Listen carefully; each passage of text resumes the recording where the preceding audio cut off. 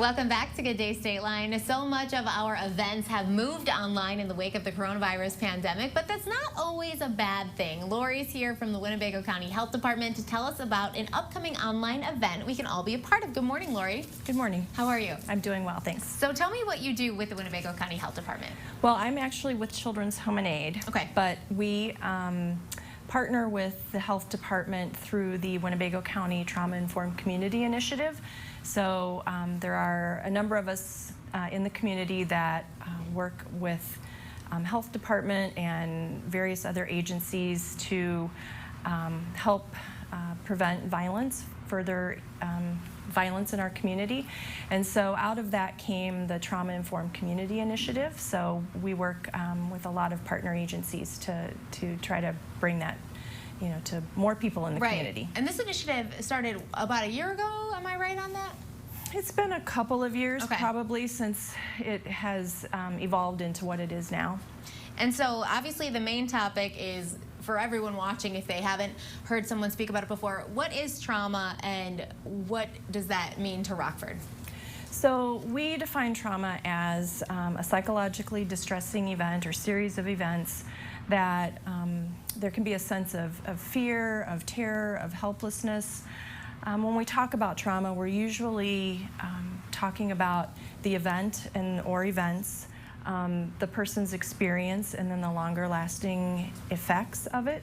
So trauma impacts every person differently, and so two people can experience the exact same event, but they will have a different impact from it. They will experience it differently. So there's not really any one thing that looks the same for everyone when you're talking about trauma. There's a lot going on, which is why the trauma training is so important, because you never know when you might be faced with someone who's going through trauma. So tell us about this training. So we've been offering the training for a couple of years in the community. Prior to COVID, we had been offering them in person at agencies, different businesses in town. And so when COVID happened, we sort of paused and tried to decide how we were going to proceed with presenting these trainings. So we have two trainings scheduled for September 10th, one at 10 a.m. and one at 6 p.m.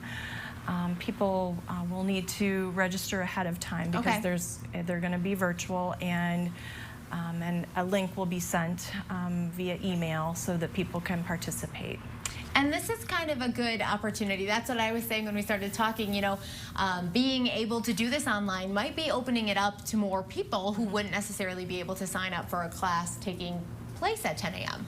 Correct, yes. And previously we had really been working more specifically with businesses, agencies, hospitals, but this really gives us an opportunity to reach more people. And we've had people reach out through the Facebook page, through the email address, but being able to set a couple of dates and say anybody's welcome, this is a good opportunity. I love that. So why is the training so important? Well, we want to be able to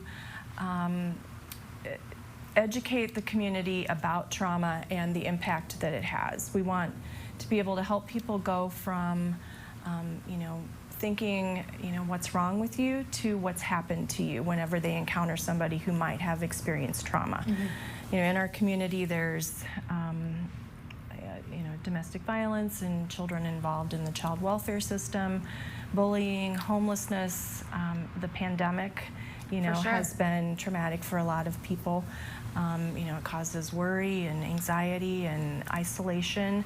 So, and there's a lot of other things, in our country right now that are, leading people to experience trauma symptoms. So, being able to, provide the information about what trauma is, what can you do to help someone heal from trauma, what can you do as, just a friend or somebody, who you meet somebody on the street who seems, Sure. to be, experiencing symptoms. What can you do so that you're not re-traumatizing that person? So this is a perfect time for people to carve out some time and be a part of this virtual training. So where can we go for more information and to sign up, Lori?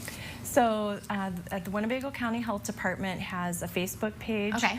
I believe it's Winco TIC is the Facebook page, and then the email address is tic@wchd.org. Perfect. So hopefully we can all be a part of this and be a more trauma-informed community. That's the goal, right? Absolutely. All right, That's the goal. Thank you so much, Lori. Coming up next, we are off to tour the Sweets of Wesley Willows, and later how eating tacos can help you win a vacation.